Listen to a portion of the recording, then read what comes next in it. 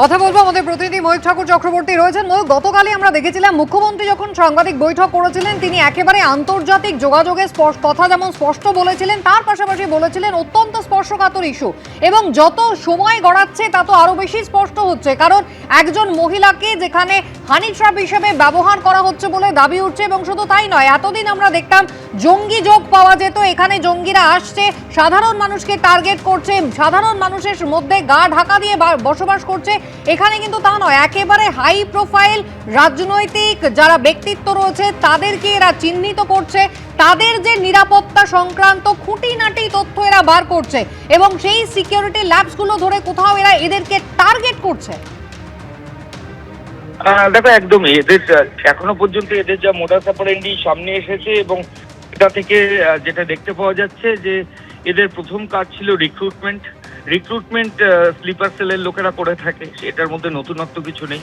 কিন্তু রিক্রুটমেন্টের কাছাকাছি পাশাপাশি রেকি করা, এটাও রেকি করারও একাধিক উদাহরণের আগে আমরা জঙ্গি গোষ্ঠীর যারা স্লিপার সেলের লোকেরা অ্যারেস্ট হয়েছে সেটা দেখেছি। কিন্তু সব থেকে ইন্টারেস্টিং হলো যে রাজনৈতিক ব্যক্তিত্ব তাদের সম্পর্কে তথ্য নেওয়া এবং তাদের যাবতীয় খুঁটিনাটি ডিটেলস নেওয়া, তাদের মুভমেন্ট ডিটেলস, অর্থাৎ কোথায় তারা যাচ্ছে না যাচ্ছে, এবং সেই পলিটিশিয়ানদের যাবতীয় ইনপুট সেগুলো পাকিস্তানের এই শাহজাদ গ্রুপ, যারা পাকিস্তানের একটা জঙ্গি সংগঠন, এবং যে জঙ্গি সংগঠনকে এনআইএ এর তরফ থেকে একাধিকবার এই শাহজাদ গ্রুপের লোকজনকে বিভিন্ন জায়গায় অ্যারেস্ট করা হয়েছে।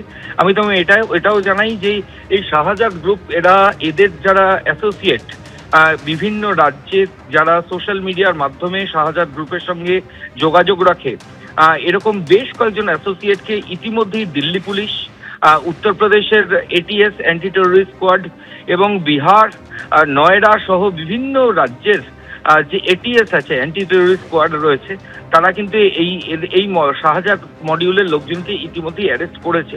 এবং আমাদের রাজ্য এবার এই শাহজাদ মডিউলের লোকজন অ্যারেস্ট হওয়া শুরু হলো। হামিম মন্ডল গতকাল রেনেসা টাউনশিপ থেকে তাকে অ্যারেস্ট করা হয়েছে। এর কাছ থেকে একাধিক তথ্য পাওয়া গেছে।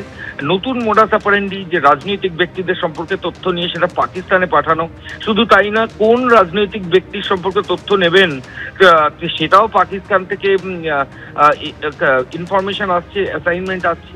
এবং তারপর এই হামিমকে অ্যারেস্ট করার পর অর্পিতা সরকারকে ঝাড়খণ্ডের সাহেবগঞ্জ থেকে অ্যারেস্ট করা হয়েছে। আর অর্পিতাকে যে অ্যাসাইনমেন্ট দেওয়া হয়েছে সেটা আরো মারাত্মক। আমরা বিভিন্ন সময় যেটা দেখেছি যে এই মহিলাদের দিয়ে হানি ট্র্যাপ করে জঙ্গি গোষ্ঠী বিভিন্ন তথ্য নেওয়া এবং কাউকে কিডন্যাপিং করা বা অ্যাবডাকশন করা, এই ধরনের মারাত্মক কাজ করত।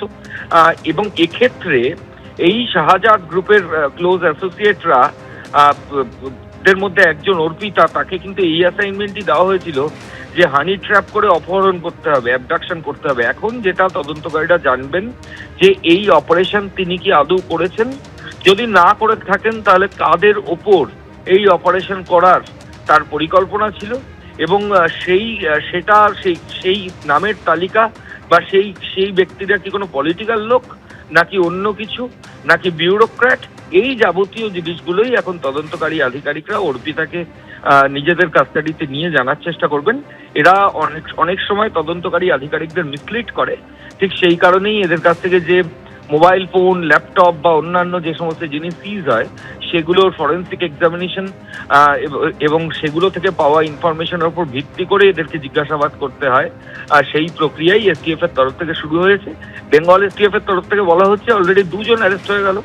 আজকে বিকেলে বেঙ্গল এসটিএফ এর তরফ থেকে গোটা বিষয়টা নিয়ে একটা সাংবাদিক বৈঠক করার সম্ভাবনাও রয়েছে, এবং এই মডিউলে আরো বেশ কয়েকজন জড়িত, তাদেরকে কি কি অ্যাসাইনমেন্ট দেওয়া হতো এবং তারা এই 2 জন অ্যারেস্টের পর কোথায় পালিয়ে গেল, সেটাই এখন এসটিএফ এর আধিকারিকদের কাছে সবচেয়ে বড় চ্যালেঞ্জ। ময়ূক, তুমি আমাদের সঙ্গে থাকো।